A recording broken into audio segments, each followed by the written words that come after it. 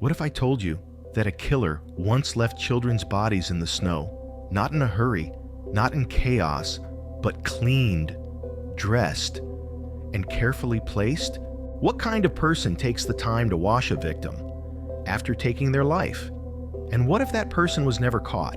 In the winter of the late 1970s, Oakland, California, was terrorized by a shadowy figure the media would later call the Oakland Snow Killer, a predator whose crimes were not just violent, but disturbingly deliberate.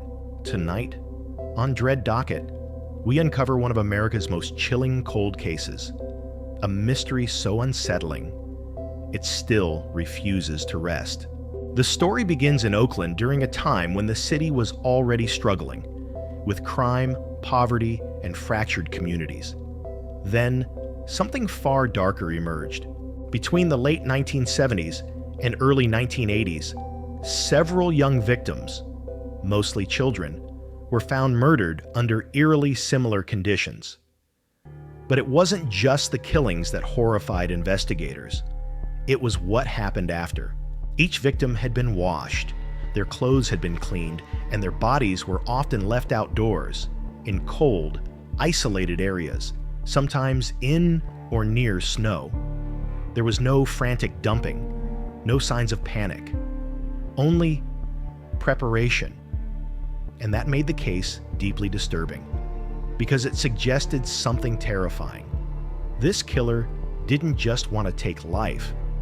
They wanted to control the final image left behind. Detectives quickly realized these were not random acts. The victims shared key similarities. Young, vulnerable, often from disadvantaged neighborhoods, children less likely to be immediately missed. Their bodies were discovered days later, clean, arranged, almost ceremonial. In one case, investigators noted that the child's clothing had been freshly washed, with no nearby water source, which raised a chilling question. Did the killer take the victims somewhere private, a home, a basement, a hidden place, before returning them to the world? And if so, how many times did this happen before anyone noticed? Most killers act quickly. They leave behind chaos, blood, broken signs of struggle, panic. But the Oakland Snow Killer was different. This person was methodical, patient, organized. They cleaned their victims not to erase evidence, but to present them, as if the act itself was incomplete until the body looked a certain way. Psychologists later speculated this behavior pointed to a deeply disturbed mind, someone obsessed with purity, with control, or even guilt. It was not enough to kill. The killer needed to fix what they had done, at least visually. And that may be the most unsettling part. Oakland police launched a full-scale investigation. Task forces were formed. Tips poured in. Suspects were questioned. Yet nothing stuck. Why? Because the killer left behind almost nothing. No fingerprints, no witnesses, no reliable sightings. And DNA technology, still in its infancy at the time, offered little help. Some believed the killer lived locally, someone familiar with the neighborhoods, someone who blended in. Others thought it could have been someone passing through, a drifter, a trucker, a traveler who vanished just as quietly as they arrived. But no matter the theory, no arrest was ever made. As word spread, fear took hold in Oakland. Parents stopped letting their children walk alone. Schools warned students not to trust strangers.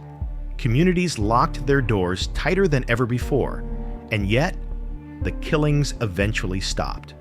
Just like that. No explanation, no goodbye. Which raised another chilling question. Did the killer die, move away, or simply stop? Some experts argue that serial killers rarely quit voluntarily, which suggests the Oakland Snow Killer may have continued elsewhere, under a different name, in a different city, leaving behind crimes no one ever connected. Cold cases often fade, but this one refuses to disappear. Because it wasn't just murder. It was a psychological signature so strange, so specific, that it continues to puzzle criminal profilers decades later.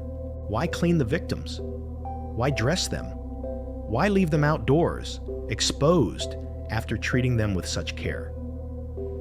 It's as if two opposing personalities lived inside the same person, one capable of horrific violence, and another driven by order, presentation, and control. And that contradiction may be the most dangerous thing of all. In recent years, cold case units and independent investigators have revisited the Oakland Snow Killer files. Old evidence has been re-examined, new DNA techniques tested, potential links to other cases explored. But so far, no confirmed suspect, no name, no face, just a shadow in the snow.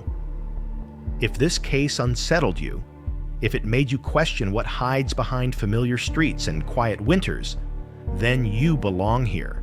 Like this video to help bring attention to forgotten victims. Share your theories in the comments, because sometimes the smallest detail can change everything.